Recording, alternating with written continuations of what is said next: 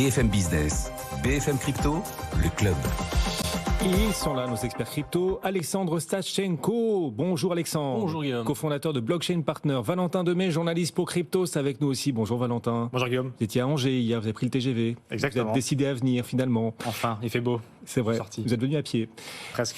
C'est un pèlerinage, c'est vrai. Venir ici chaque mardi, chaque mercredi. Il est fidèle au rendez-vous, Valentin. Il vient chaque semaine nous rejoindre, ce qui n'est pas votre cas, Alexandre. Non, c'est vrai. Mais on le remercie beaucoup. Puis Laurent Pignot aussi nous accompagne. Alors lui, de l'autre côté de l'Atlantique, il est au Canada, Laurent. Bonjour Laurent. Oui, bonjour. On est ravis de vous retrouver. Il est quelle heure, quelle heure chez vous, Laurent? 10h40 à peu près, c'est ça?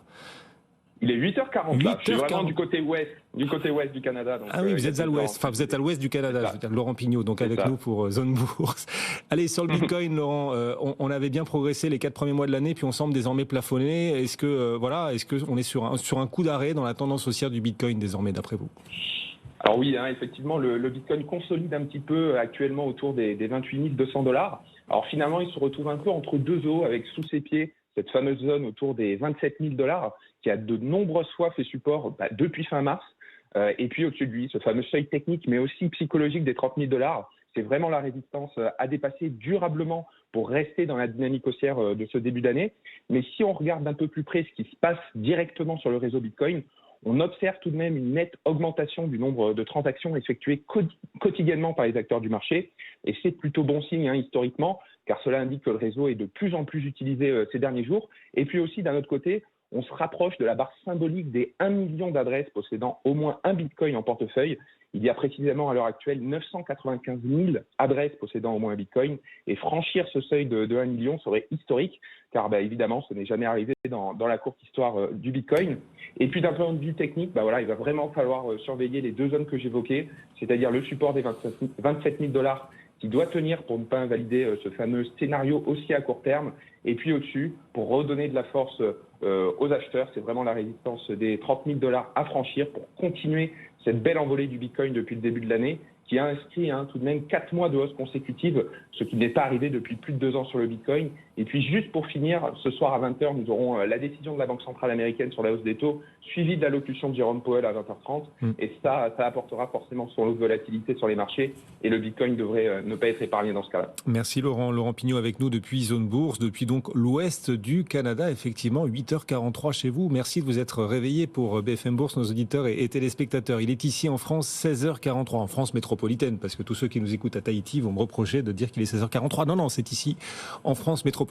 On nous écoute partout dans le monde sur les cryptos, parce que ce marché-là est mondial, c'est vrai, et on s'en rend compte à travers certaines réactions d'auditeurs ou de téléspectateurs. On va parler ensemble, c'est notre promesse quotidienne aussi, de l'actu, ce qui fait vibrer cet écosystème. Et alors, cette incroyable domination de Binance, vous avez de nouveaux chiffres à nous apporter aujourd'hui. Binance, maître absolu de l'univers crypto, en tout cas de l'investissement crypto, Valentin? Oui, tout à fait. En tout cas, des volumes, puisque c'est effectivement cette métrique qui a été choisie aujourd'hui. C'était la grande interrogation ces derniers mois, surtout avec les petits déboires qu'a pu connaître Binance, de se demander justement si ils avaient un peu baissé en termes de leur première place, puisque c'est effectivement les premiers sur à peu près tout, et aujourd'hui de nouveau sur les volumes, puisque Binance occupe, attention, roulement de tambour, 62% de tous les volumes spot sur les actifs numériques, sur les crypto-monnaies en l'occurrence. Donc ça les met vraiment très très très loin devant. Les autres concurrents, on parlait hier de Coinbase, on entend aussi Kraken, beaucoup d'autres, mais ils sont vraiment très très loin devant. Et ce qui est amusant à regarder, c'est que... Alexandre, Valentin découvre que Binance est devant les autres. Il le découvre, on va le laisser parler, allez-y. Effectivement, je suis surpris de cette découverte, d'autant que c'était dans l'étude, Dan.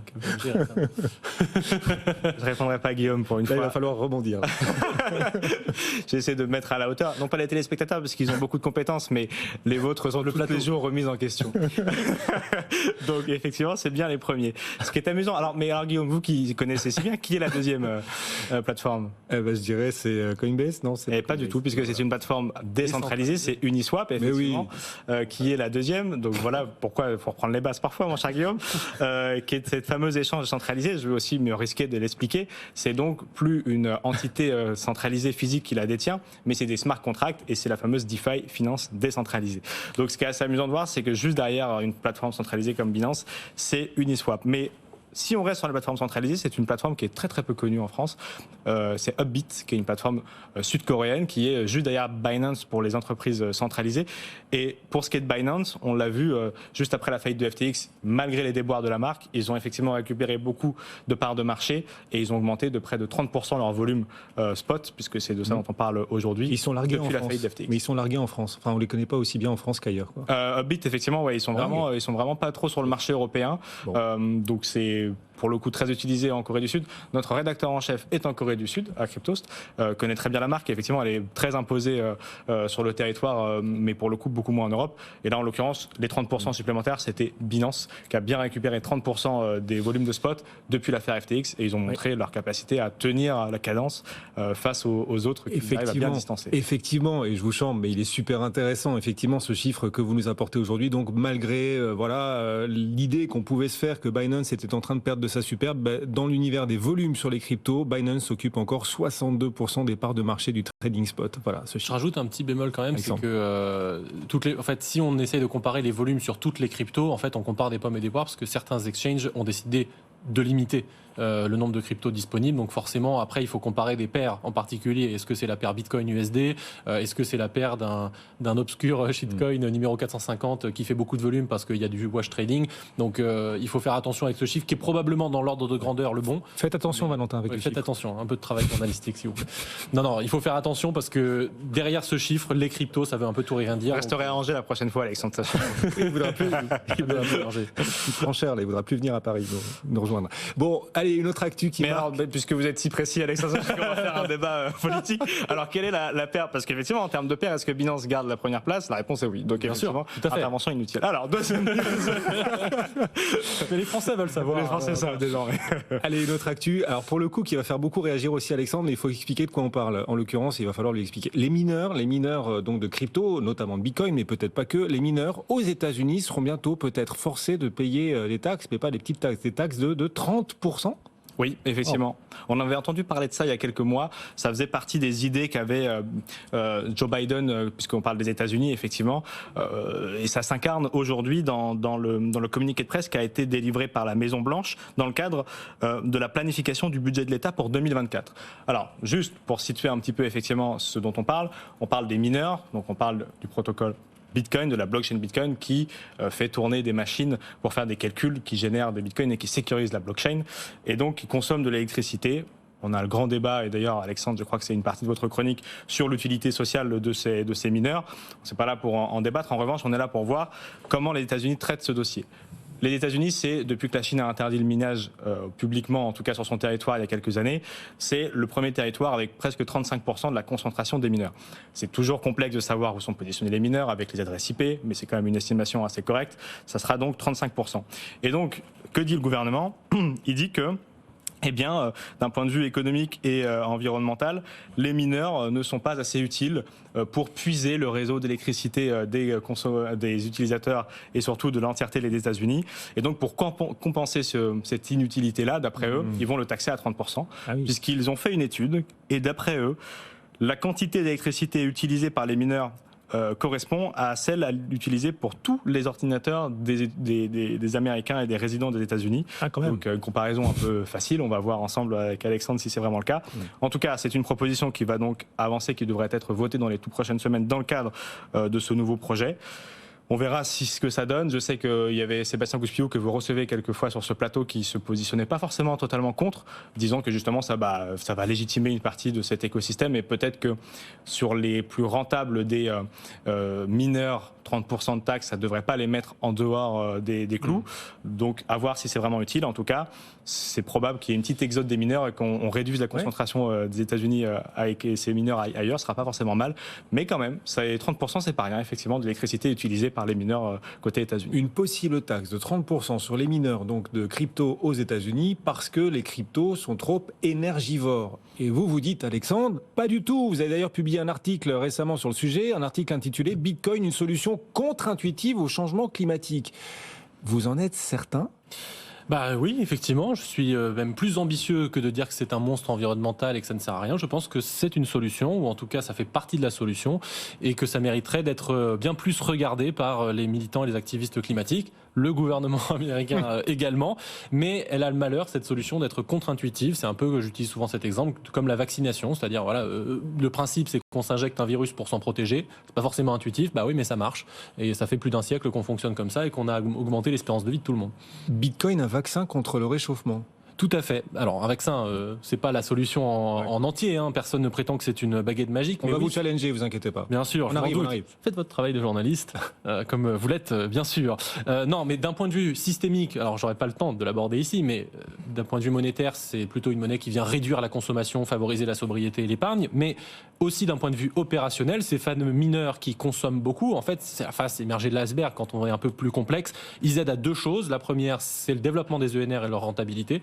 Et la deuxième chose, c'est la traque du méthane, qui est un gaz absolument nocif, 80 fois plus que le CO2, et qui est assez peu discuté d'ailleurs, malheureusement. Sauf que les Américains qui sont pas débiles sont pas d'accord avec vous. On a cette taxe donc à venir peut-être de 30% sur les mineurs, parce que Bitcoin, le minage, ça consomme trop d'énergie, c'est pas bon pour l'environnement. Et puis l'an dernier aussi, l'Union européenne a débattu d'interdire carrément le minage pour des raisons environnementales. Oui, bah, tout ça, ce sont des erreurs, parce que les mineurs peuvent aider donc, sur ces deux sujets, comme je l'ai dit. On va peut-être commencer par le premier point, qui est celui de l'électrification et des ENR. Le raisonnement, il est assez simple. Pour décarboner l'économie, on a besoin d'électrifier les usages le plus possible, afin de moins recourir aux combustibles fossiles. Pour électrifier les usages, il faut développer la production d'électricité, et évidemment le faire avec des sources bas carbone, sinon on retourne à la case départ, et en particulier les énergies renouvelables, les ENR, donc l'éolien et le solaire. Mais ces ENR, elles ont un problème qui est assez connu et qui est majeur, qui est celui de l'intermittence. Donc l'éolien fonctionne quand il y a du vent, le solaire quand il y a du soleil, et on ne peut pas les piloter. Donc ça conduit très régulièrement à une inadéquation entre l'offre et la demande d'électricité. Donc c'est un peu la malédiction du photovoltaïque. En gros, ça produit beaucoup quand il y a beaucoup de soleil, c'est-à-dire au zénith. Mais malheureusement, le zénith, ça correspond au creux de consommation. Donc quand l'offre est au maximum, la demande est au minimum. Et vous pouvez nous expliquer l'ampleur du problème que crée ce décalage entre l'offre et la demande? C'est un très gros problème, et une des conséquences principales de ce problème-là, c'est qu'on a de plus en plus d'occurrences de prix négatifs. Donc en fait, c'est concrètement, les producteurs, ils doivent soit débrancher, soit payer le consommateur pour pouvoir distribuer leur énergie. Donc c'est évidemment un gros problème. Sur la seule semaine de Pâques, j'ai regardé en Union européenne, on a la République tchèque ou l'Espagne qui ont coupé des centrales solaires parce qu'il n'y avait pas de débouché pour cette électricité. Aux États-Unis, dans certains comtés, et au Texas en particulier, parce que c'est là qu'il y a beaucoup de minage, il y a des endroits où c'est 25% du temps. Donc 1 heure sur 4, le prix est négatif. Donc évidemment, c'est une calamité pour la rentabilité de ces ENR, et donc pour leur déploiement, puisque si c'est pas rentable, on va arrêter de les déployer. Donc pour améliorer la rentabilité de ces ENR, il faudrait pouvoir ajouter de la demande, faire monter les prix, mais il faudrait que cette demande, elle ait une particularité, c'est qu'elle puisse s'effacer, elle puisse disparaître d'une certaine façon, quand il y a des pics de consommation. Et donc ça nécessite le recours à ce qu'on appelle des programmes d'effacement.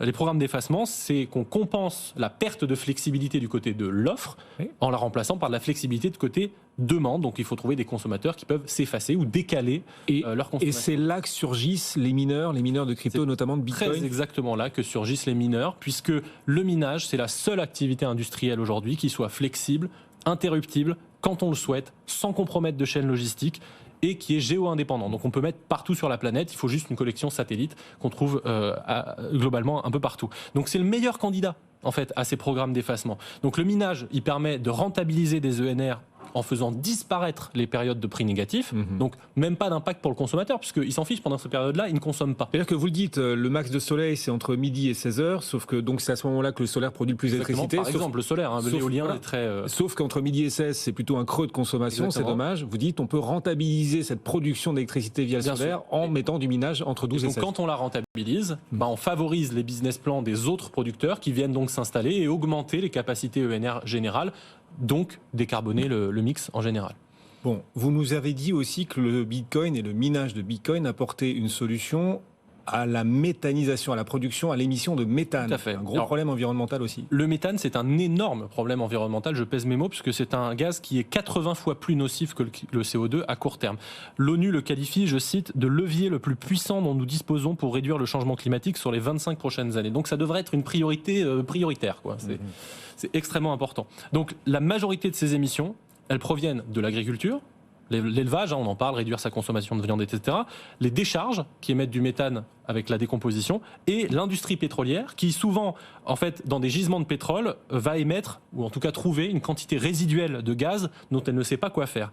Parce qu'en fait, il est en trop faible quantité, ce gaz, pour être valorisé, justifier le déploiement d'un gazoduc, etc. Donc ce méthane, il est tout simplement relâché dans l'atmosphère ou brûlé dans certains cas. Vous nous parlez de résidus de gaz. Oui. Les quantités ne doivent pas être si importantes que ça, quand même. Et en fait, détrompez-vous, l'addition de ces résidus, de ces petits peu, etc., au niveau mondial, ça donne un chiffre qui est absolument colossal. C'est 200 milliards de mètres cubes par an. Chiffre de l'Agence internationale de l'énergie qui sont éventés ou brûlés. On n'en fait rien, on les relâche dans l'atmosphère. Donc pour vous donner un ordre d'idée, parce que 200 milliards, on ne sait pas trop ce que ça donne, si on transformait tout ce gaz en électricité, ça représenterait l'équivalent des 3/4 de la production annuelle totale de toute l'Union européenne. Donc c'est loin d'être... Valentin Demey compris, parce qu'il a... Valentin Demey compris, puisqu'il consomme énormément, évidemment, chacun le sait. Mais le pire, c'est que, à cause en partie de Valentin Demey, cette situation, elle ne s'améliore pas, elle s'empire. C'est-à-dire que quand on regarde ce que dit l'Agence internationale de l'énergie, elle ne nous dit pas, oui, ça va pas assez vite. Elle nous dit, les efforts stagnent, voire ralentissent depuis 10 ans. Donc c'est-à-dire qu'aujourd'hui, on brûle et on évente plus de gaz qu'il y a 10 ans. Et quel rapport avec Bitcoin? Je suis désolé. La même chose que pour les ENR, c'est-à-dire que un mineur de Bitcoin, il vient s'installer en complément des installations pétrolières ou des décharges, etc., sur site, et donc il ne nécessite pas de déployer un réseau électrique, il vient consommer ce gaz pour miner. L'opération transforme le méthane en CO2, on vient de diviser par 80 l'empreinte climatique. Bon, et pourtant, ça n'a pas l'air de séduire nos politiques, nos décideurs, non, pas du tout. Enfin, ce discours-là, vos propos que vous portez depuis des années, d'ailleurs, oui, c'est tout à fait. Le temps passe, Alexandre. Le temps passe. Ça fait quelques années, ça prend pas tellement là-dessus. Non, ça prend pas tellement, et on se demande tous pourquoi ça ne marche pas. Et malheureusement, la raison, elle est l'idéologie. Exemple de cette idéologie, cette semaine, ou la semaine dernière plutôt, le World Economic Forum publiait une vidéo qui mettait en avant une start-up qui, je cite, attrape le méthane gâché pour alimenter des centres de données. Alors c'est très drôle, mais sauf que cette start-up, elle s'appelle Crusoe Energy, et ce qui est pudiquement appelé centre de données, eh bien en réalité, ce sont des mineurs, des machines de minage de Bitcoin. Bitcoin, contre lequel ce même World Economic Forum nous alertait en 2017, titrant, je cite toujours, en 2020, Bitcoin consommera plus d'énergie que le monde entier. Rien que ça, surprise, il y a encore de la lumière sur ce plateau en 2023. Oui. Donc Bitcoin, c'est bien ou c'est mal? Bah ça dépend.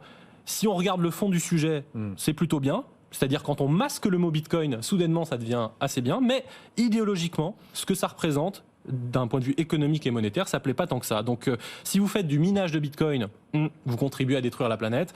Mais si vous faites de l'alimentation de centres de données flexibles et mobiles, alors là, c'est formidable. Donc Tartuffe aurait conclu en disant « Couvrez ce Bitcoin que je ne saurais voir ». Carrément. Et puis l'intelligence artificielle aussi, très énergivore. Très énergivore, évidemment. Débat est lancé, mais c'est intéressant. Voilà, pas mal d'arguments. Valentin, un truc à ajouter ou une nouvelle actualité peut-être à mettre en avant? Le Sénat qui vient adoucir la législation sur les crypto-influenceurs. On peut en dire un petit mot peut-être aussi? Oui, effectivement, c'est tombé ce matin dans le cadre de la commission des affaires économiques du Sénat. On avait ce grand débat qui justement n'est pas si éloigné de celui que vient d'aborder Alexandre, qui était l'inquiétude de condamner tout un secteur d'un point de vue de la communication. Ça paraît s'adoucir. L'Assemblée nationale avait voté pour l'interdiction pure et simple de communication sur les entreprises crypto, puisqu'elles devaient obligatoirement avoir l'agrément, chose que personne ne possède. Là, le Sénat vient de effectivement faire dans sa commission des affaires éco une petite spécificité, remettre les entreprises enregistrées PSAN. Donc là, il y en a 70, ça correspond bien plus à la clarté et la cohérence réglementaire, et permettre aux activités hors du champ de PSAN, par exemple Waltio que vous recevez sur le terrain ici, sur le plateau, pardon, ou Ledger, et donc ça serait bien plus cohérent avec ce qui a déjà été mis en place. Donc à suivre, le vote du Sénat, c'est le 9 mai, mais ça prend une meilleure décision, une meilleure direction. Merci messieurs, et tous ceux qui nous auront suivis sont bien au fait des dernières actualités, des enjeux à venir pour cet écosystème. Merci beaucoup Alexandre Sachenko pour Blockchain Partner. Merci de nous avoir rejoints. Mais oui, bien sûr. Et l'article, bien sûr, qu'on peut retrouver sur mon Medium, parce que bon, il y a 1 heure de lecture résumée dans un cadre contraint comme le fait Guillaume. Je suis obligé de... Et on dit que c'est moi qui consomme de l'énergie. 1 heure sur Medium. Valentin Demey, journaliste pour Cryptos, nous accompagne aussi. Merci messieurs, bon retour.